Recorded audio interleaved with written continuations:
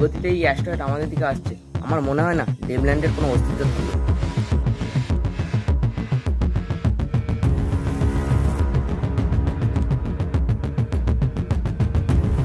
হ্যাঁ, এক্স কাউন্সিলরের লাশ পাওয়া গেছে।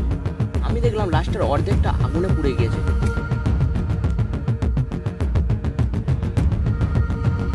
আপনি এখানে এলেন কি করে? আমরা যে খেলায় নেমেছি সেখানে হার জিত তো আছেই, তবে মানুষ তাকেই মনে রাখে যে শেষ অবধি জেতে। এবার ড্রিমল্যান্ড না গেলে আমরা না খেতে পেয়ে মরব। আমি যতটা পেরেছি করেছি বল, এবার আমাদের পালিয়ে বাঁচবার জায়গা শেষ। প্লিজ স্যার, এরকম করবেন না, ড্রিমল্যান্ড ধ্বংস হয়ে যাবে, একটাও মানুষ বাঁচবে না।